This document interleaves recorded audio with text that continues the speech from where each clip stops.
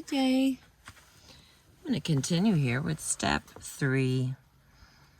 And this is written by William Peter Blatty. It says, infinite goodness means creating a being that you know in advance is going to complain. Written by William Peter Blatty. Okay, step 3. Made a decision to turn our will and our lives over to the care of God as we understood God. This is step 3 of CODA. Before recovery from codependency, I spent most of my life turning my will and my life over to the care of other people. The rest of the time, I tried to get others to turn their will and lives over to me. Now, I've learned to do something different. Turn my will and my life over to God.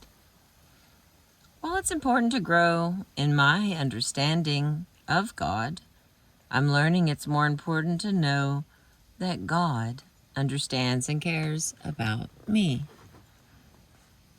I had many confused notions about God and about this step that have changed as I've changed. I imagined God's will to be a place where I was expected to be more, do more, give more, and not ask for anything in return. For a while, I called every unpleasant, distressful circumstance that happened to me God's will. Now I've learned that my ideas about God and God's will for my life had little to do with God and recovery, and much to do with the depraved, restricted way I had learned to treat myself. It had to do with my codependency issues. Many of us have confused ideas about what it means to surrender to the care of God. Anyone who has battled with surrender, sorry,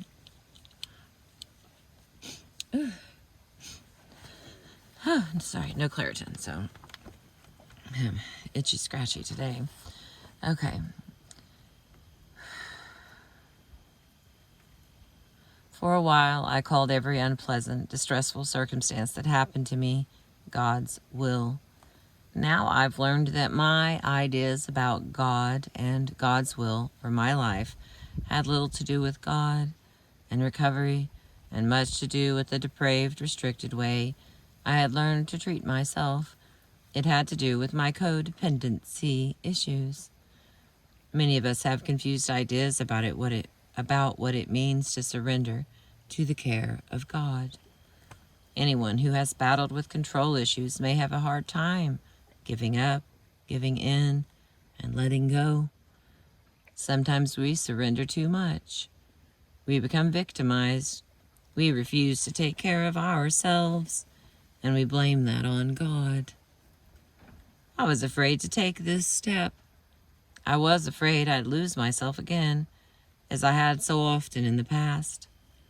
What I learned was that I didn't lose myself by taking this step. I found myself. The third step set me free. The third step is the God and us part of the program.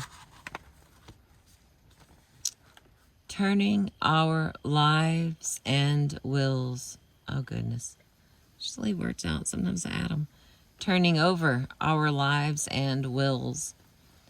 Before I began recovery, I was convinced my life was a mistake. Not only did I believe that I had little business being here, I didn't believe there was any purpose for my life. This step tells us differently. Making a decision to turn our will and our lives over to the care of God as we understand God is making a decision to live our life with God's help. And we each have a life to live. We make a conscious decision to place ourselves and our lives and our internal affairs and external circumstances over to the care of God. Then we take responsibility for our lives and allow others to do the same for themselves. In step 2, we acknowledge that a power greater than ourselves can restore us to sanity. In this step, we do what needs to be done to let God do that. We turn ourselves over to God's care. Then we do our part by learning to take care of ourselves.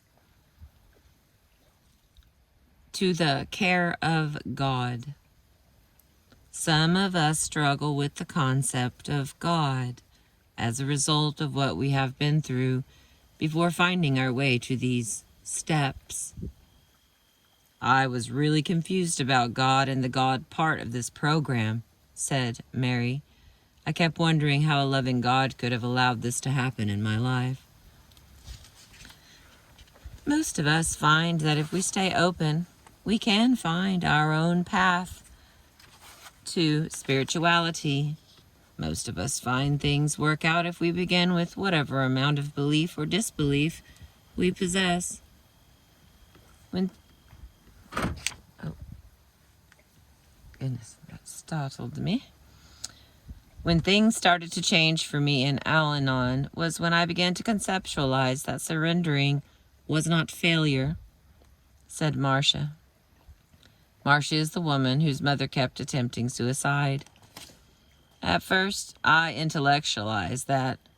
Then I moved into the emotional phase of surrender. When I did, I was flooded by memories of home, of all the times I wanted to say no, but was afraid to. I started off easy. I started to say no, stand up for myself, and gradually began to see that lightning didn't strike me, that I wasn't killed when I did. I moved into listening to other people and realized that many had gone through the same things that I had. I used the power of the program and the fellowship. I figured that I wasn't any better than these people. I figured I could be no worse than them either, which led to the idea that maybe I could do this recovery too. Once I surrendered, things got easier. The third step became beneficial. I was able to take it. Once I saw the word care in there. My life has changed. I can say no and not be afraid. The fear of being alone has passed. I was alone for 7 years before marrying again. My relationship with my higher power has a lot to do with feeling better about myself and not feeling alone. I used to be afraid. Now I take risks to go places and do things that are new. Sometimes I ignore the steps in my daily life. Then I get into trouble, which for me means I butt into other people's lives. I revert to caring about what is happening to others more than what I felt. No, more than caring about myself. I can go through the day and not know what I felt or why I cared about or what. Okay, just going to do that whole sentence again. Let's try this again. I revert to caring about what is happening to others more than caring about myself. I can go through the day and not know what I felt or what I cared about. I get into trouble when I think I'm the power. In my childhood, I was the power in my mother's life. I get into the intellectual thinking that I'm all powerful. When I let go, life is much better. I ask God to help me to do His will. I believe that my inborn reaction is to lie or maneuver my way out of situations. If I am working my program, then I take the time to ask myself what I really feel and what I really need. There is a great deal of relief in taking this step. God is going to help us take care of ourselves. It is safe now to let go of our need to be in control. We can go to God as our source, our creator, our inspiration, our guidance, our direction, and we hold ourselves responsible for our behavior and choices. It is a relationship based on trust in God and trust in self. As we understood God. This step declares that God is an important part of our recovery and our lives. It also states specifically that we are each free to understand God as we choose. This step is not about religion. Although a particular religion may be important in our lives, this step is about coming to terms with a personal relationship with God as we understand and define God. God is not malicious, not punitive, not a trickster, not out to play jokes on us.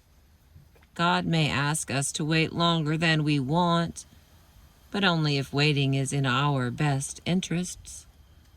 God knows our hearts, and God understands our healing needs.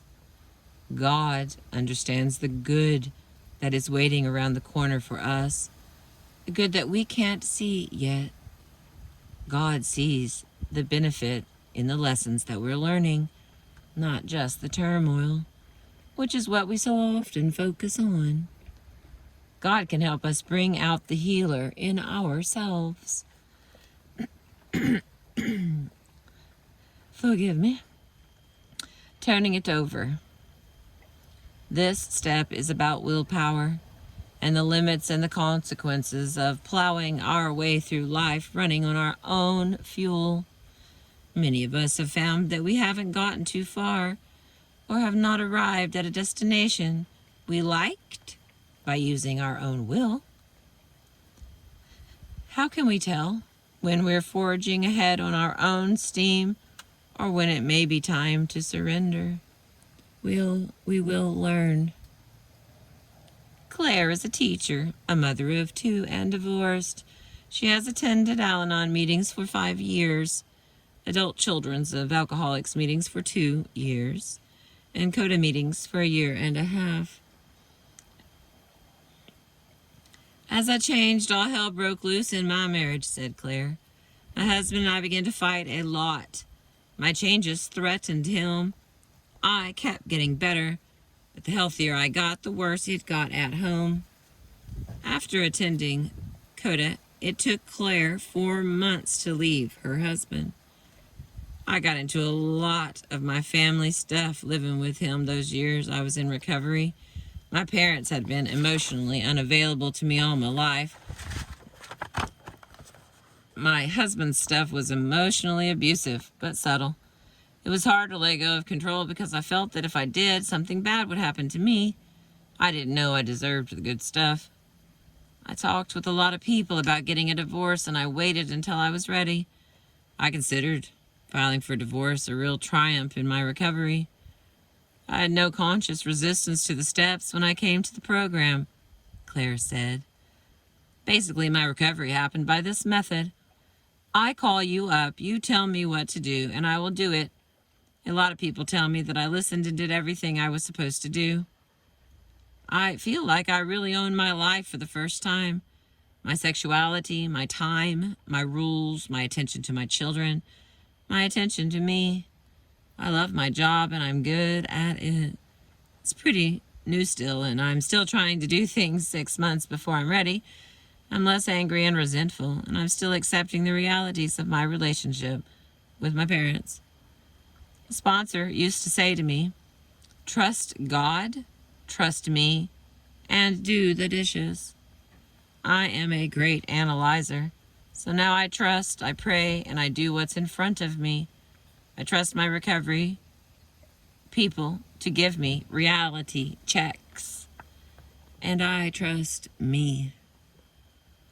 We do not have to look around us too long or hard to find God's will for us and our lives today. It is not hidden from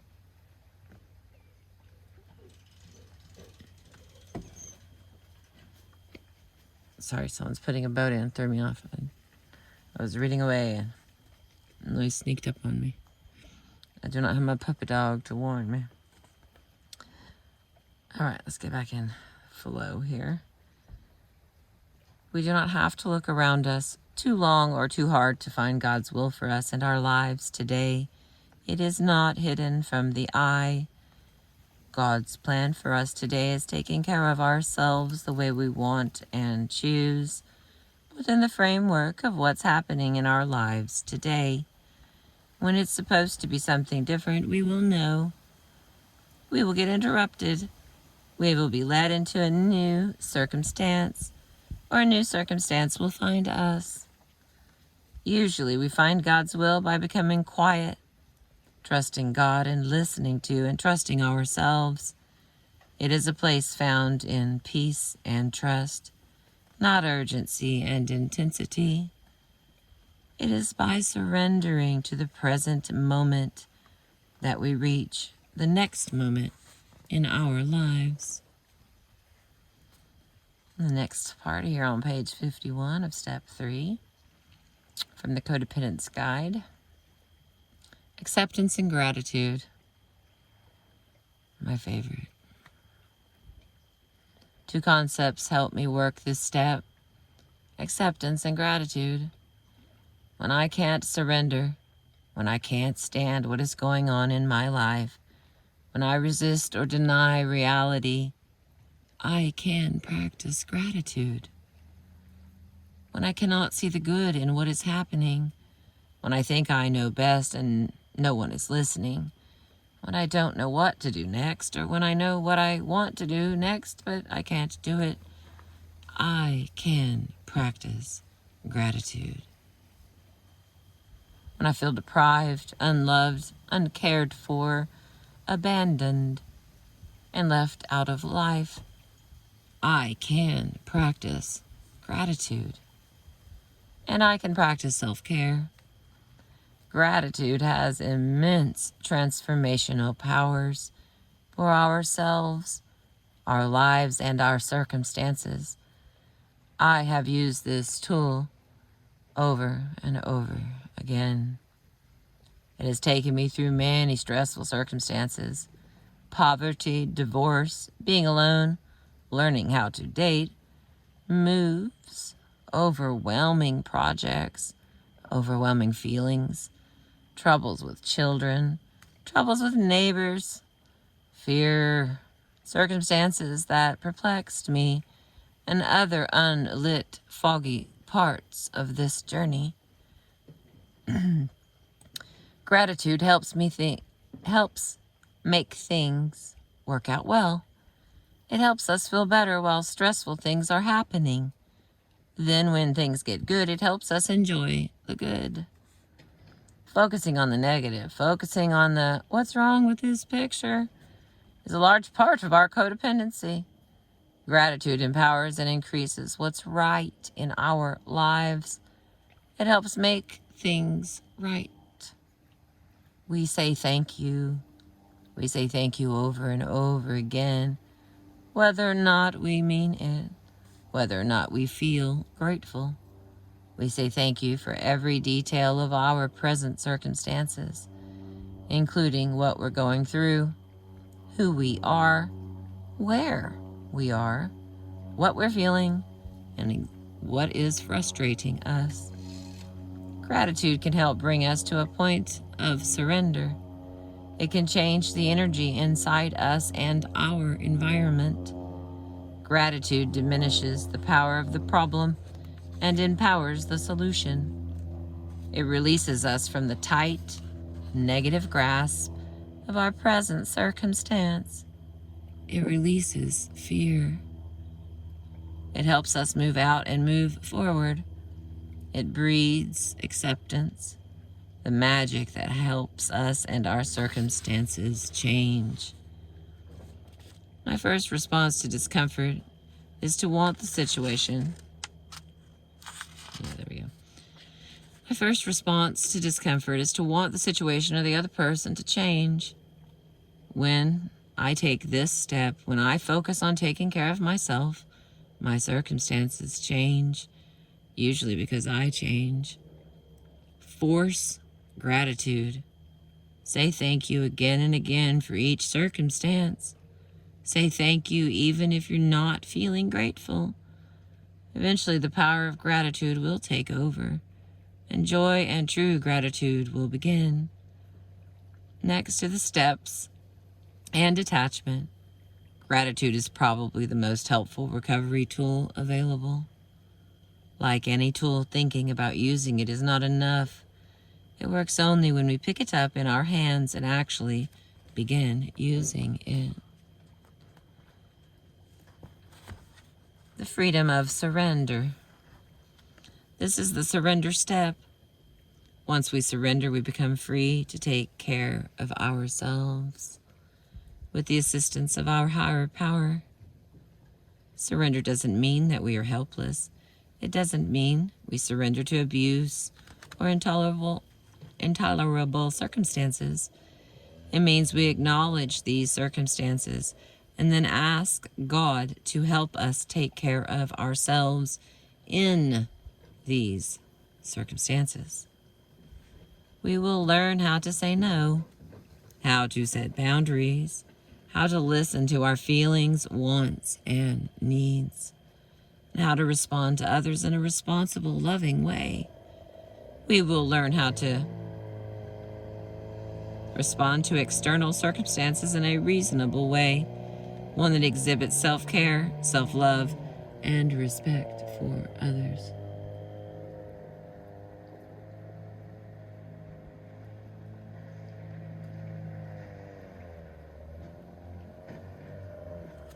Surrendering is how we become empowered to take care of ourselves. Turning our will and life over to the care of God takes the control of our life away from others. It also takes the control of others' lives away from us. It sets us free to develop our own connection to our source and to ourselves. A connection free of the demands and expectations and plans of another person. It can even set us free from our own demands, expectations, and plans.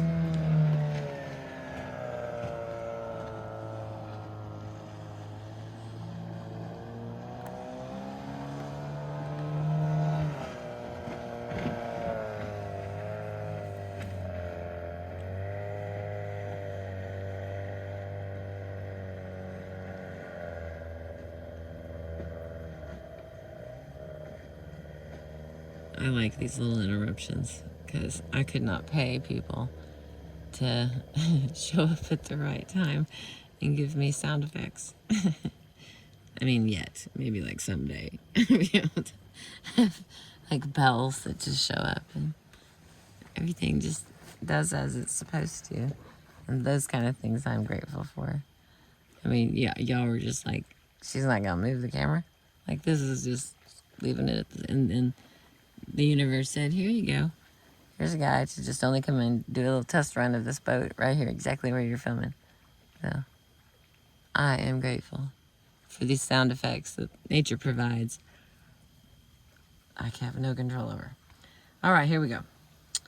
When we stop controlling others and allow them to control us, and allowing them to control us, we become free to take care of ourselves. The first step is about powerlessness. This step is about owning our power to take care of ourselves. We become free to choose how we are to act and to react, instead of believing that our actions need to be controlled by the actions and life of another. So what if someone else is miserable? We can let them have their stuff. So what if someone else chooses not to be healthy? We can grieve for them and become as healthy as we want to. Once we take this step, we no longer have to allow our self-esteem to be determined by the actions, words, feelings, or beliefs of others, people from our past or those in our present. Okay, hang on, I gotta get a drink. Because I'm drying out and sounding croaky.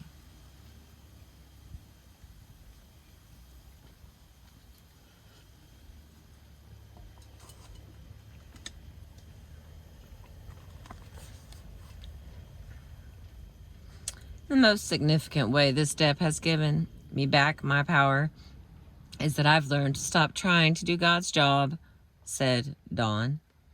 Because I didn't have any healthy, accurate mirroring in my family and no respect, because there was almost no acceptance of who I was as a person, I got real confused about who I was and who God was.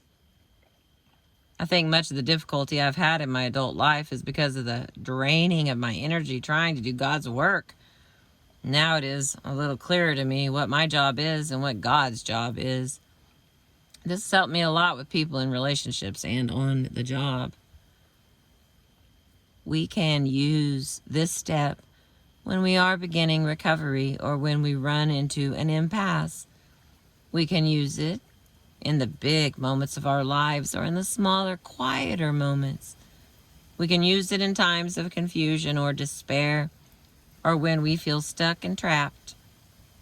When I can see no way out, when I've tried everything I know and realize I don't know what I need to know, when I realize that I cannot plow and forge ahead any longer, when I cannot stand it any longer because I've exhausted myself trying to control it, when I need help taking care of myself, it is time to surrender. When I finally come to the realization that maybe life is trying to teach me something new and helpful, I take this step. When I recognize that I need a change in thinking or an approach, I take this step. When I'm ready to become humble, I take this step. When we have neglected ourselves to the point of despair, confusion, exhaustion, and sometimes self-abuse, we can take this step. We can surrender to the highest plan and purpose for our lives, the one that includes self-love. There is another way besides ours, a better one. Taking this step helps us find that way, even when the next move is a simple one, like doing the dishes or watching television. I spent years resisting, denying, trying to control the behavior of those around me, and neglecting myself. My efforts to control those around me produced not one iota of change in their behaviors, and they wore me out. I have finally learned this truth. My circumstances change only when I accept them, and I quietly figure out what it is I need to do to take care of me within the framework of reality. We stop fighting it, whatever it is. We stop trying to force or superimpose our plan on the scheme of things. Then we allow circumstances and our part in them to unfold. Things are being worked out in us. Things that we do not yet know about. Things we will see with the passage of time. Important changes are happening within us as a result of our present circumstances. Important changes are taking place in others right now. How many times have I argued and fought with God over the way things are going? This is a mistake, I've screamed. This is wrong. This is not at all the way it should be. And then a month later, sometimes a year later, I see the wisdom. I see the big plan, the one not limited by my vision. And I thank God, truly thank God for the way things worked out. Often I thank God for not letting things work out the way I wanted. Amen. We do not know the whole picture, not yet. All we are seeing is a small area on a very large painting. When we relax, trust, and back up, we will see more. We will gain perspective. That does not mean we will stop having feelings. It means we will allow ourselves to feel and listen to what our feelings are telling us. It does not mean we say yes to all that comes our way.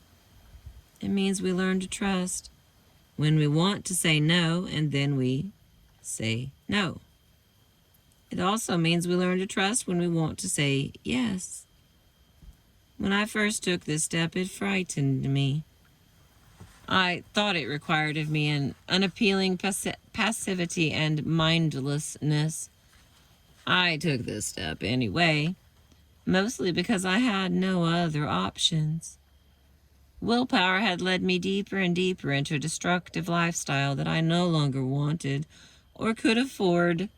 I saw no way out on my own, and I was tired of what my efforts were able to produce.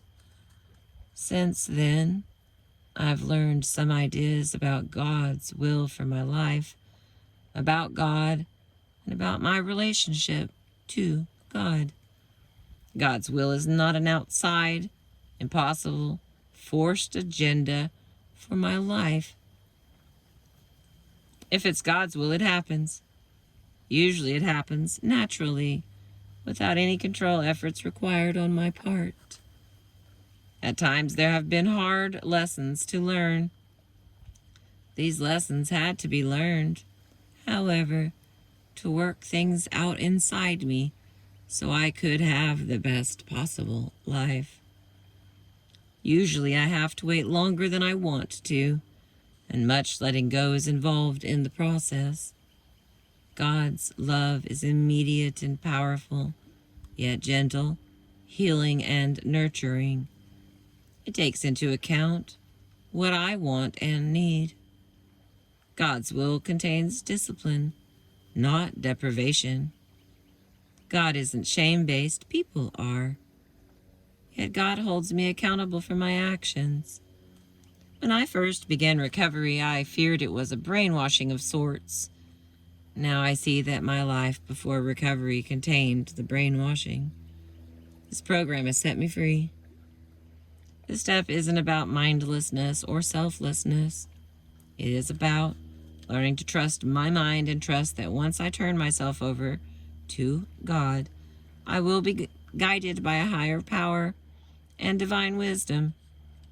It's about finding value, loving and trusting myself.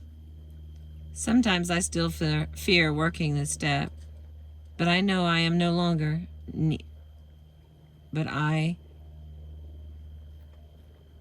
I no longer need to fear. It puts me back on track. Taking this step gets us into the flow of our lives. This flow will take us through discord in our relationships, healing within ourselves, problems at work, struggles in any area of our lives. Stepping into God's care is a gentle step, one that brings peace and harmony.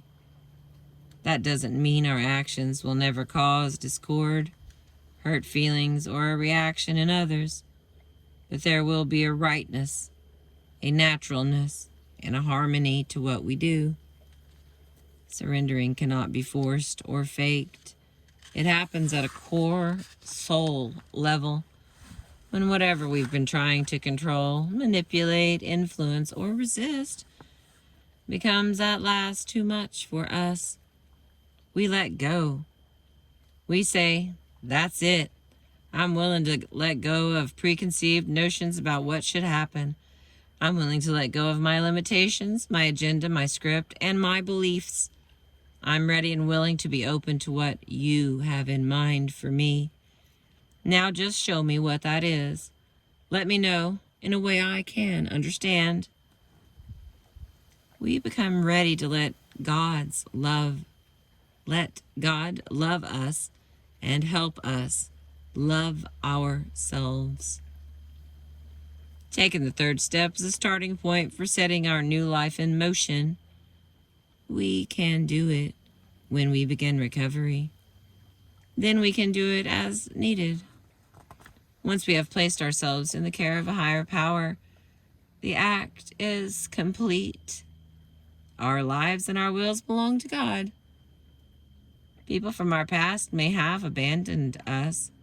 God won't. When times get rough, we don't have to wonder whether God is there or whether God cares or whether God knows what is going on. God is there. God cares. God's plan is one that we can participate in, one that lets us use each event and circumstance in our lives to bring about our highest good. If we make mistakes, we don't have to worry that God will go away or reject us. God does not demand perfection of us. Others may have asked that of us. We may have expected that of ourselves. God doesn't. We don't have to rely on our feelings. We can rely on fact. Even on those days when we feel like our lives or other people's lives might be a mistake, or when we feel timing is wrong, we can trust that we're not a mistake and all is coming to pass on schedule. We don't have to rely on ourselves. We don't have to see clearly. We don't necessarily have to know what we're doing or where we're going. There will be times when we don't like it, times we don't understand, times we complain. That's okay. Complain if we must. Get it out of our systems. Then become grateful. If we have turned our lives and our wills over to the care of a higher power, we can trust what we have done. We can trust ourselves to begin to understand what to do to take care of ourselves.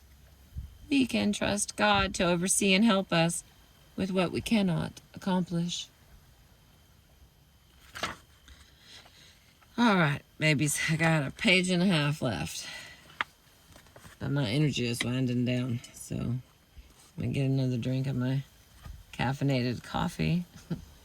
It helps my voice.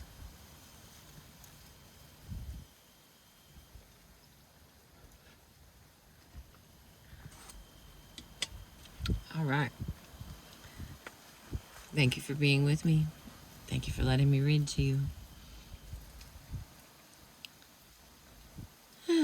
We can trust God to oversee and help us with what we cannot accomplish. We become open to a change of heart, a transformation of mind, and a transformation of our circumstances. When we finally say and acknowledge that we give up, we give our higher power permission to do for us what we cannot do for ourselves. Surrender renders us teachable. Humility and giving up make surrender possible. Becoming teachable allows us to learn what we could never have learned had we not become willing to become students.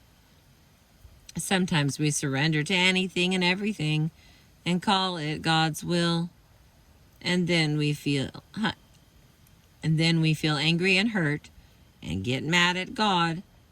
This isn't about God. It's about our codependency.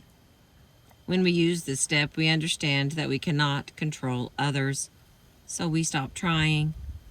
But we also realize that we no longer have to let them control us. This is the freedom step. In this step, we make a decision to live life differently. We make a conscious decision to begin taking care of ourselves with God's help. We start creating a life for ourselves, the life that we will want to live. This process of surrender happens not once, but again and again, as we master a succession of lessons of healing, liberation, and love.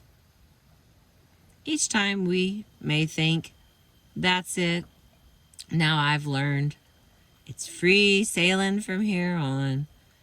Then we realize to our relief and delight that we are starting over as beginners again. Situations will come to pass. People will come into our lives. Ideas will occur to us. Feelings will emerge. Old ways of thinking, negative, self-hating ways will surface, then be taken from us and replaced by healthier ideas. These new ideas allow us to love ourselves and give and receive love from others. We will have no more than we can handle. and as much as we need. Purposes, lessons will make themselves clear.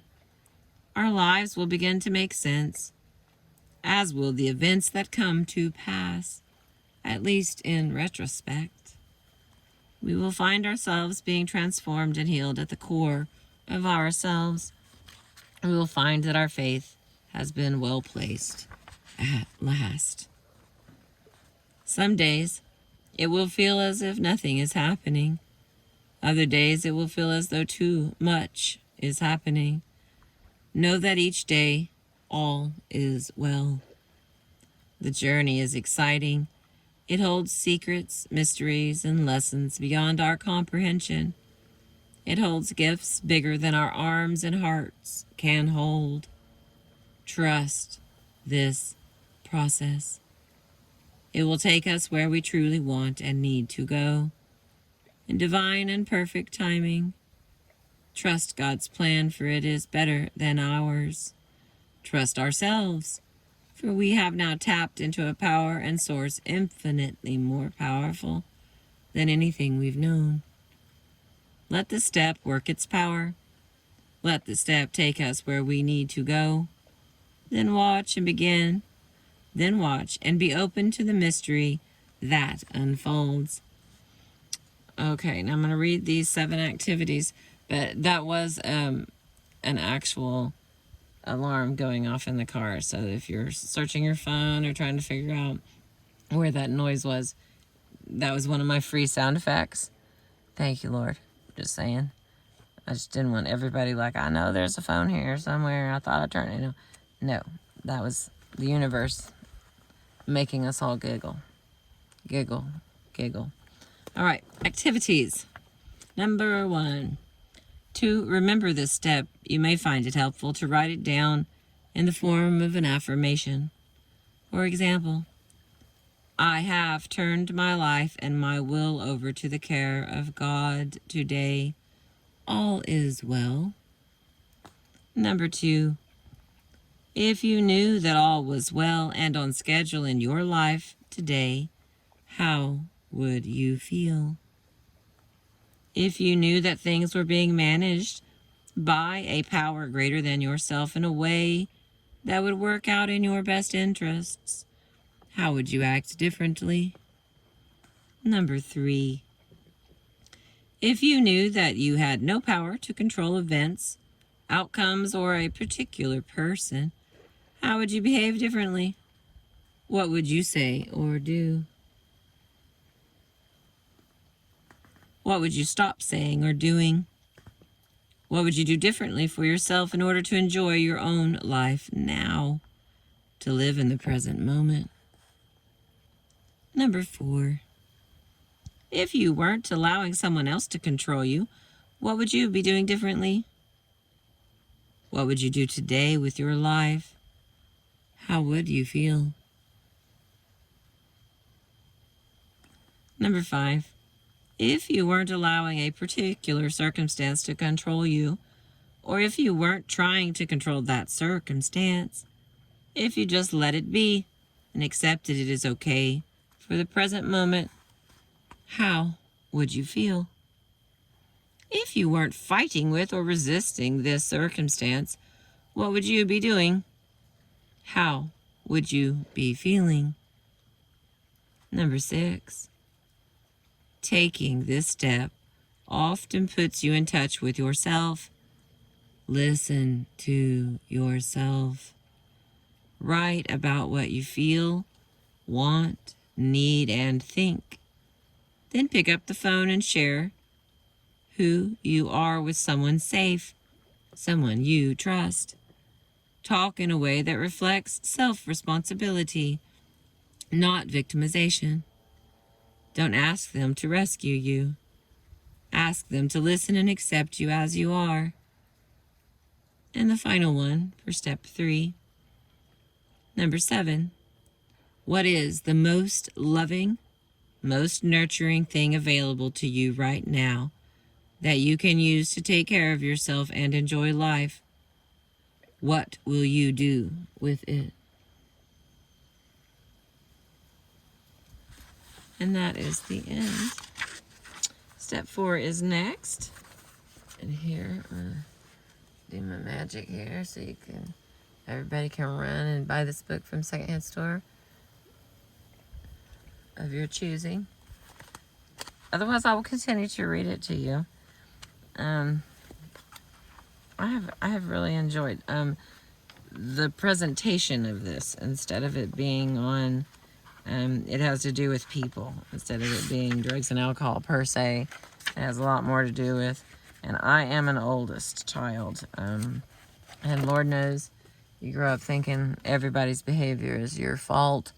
You know, that's the position. You know, like, if you're oldest, you're responsible for how many other kids your family has, or like whoever's in the room, or, you know, the block, or the full church house, whatever it is, you know, like whatever your location is. You're responsible for a vast array of other human beings, and you really don't have any control over them. My grandfather used to try to teach me when I was 4 or 5. He's like, you can't yell at him, Crystal. It's like, you just can't yell at him all the time. And so he would teach me all these little tricks and techniques and things to watch out for, and basically just, you know, human behavior, and how it was not going to go the way that I was seeing things until I sat back and watched and actually, you know, went with the way that the animals behave instead of the way Crystal thinks it should play out. And so maybe he knew about all this. So all of my life I've been trying to learn the same lesson of, you don't control anybody. You can observe, and I tend to make jokes, but I have enjoyed hearing this information delivered in a people problem sort of way, because some of us just get, you know, I know even with my oldest, I gave him the gift of, you know, responsibility for the people around, what your friends are doing. I mean, I tried to give it to all of my children. I thought it was necessary. And this right here is like, you know, darn. Well, anyway, thanks for being with me. I really appreciate you letting me read and share some little pieces of, as I'm learning, you know. It's not like I don't know all this stuff. I'm like, oh man, darn it. I sure wish I'd done that, you know, different. Or but that's not the point, is it? It's now about just being in places where all the wild animals wearing clothes and their behavior is not my problem. I felt like I'll probably smile a lot more. Again, have a beautiful day. I'll continue with the next one. Thank you. I appreciate you.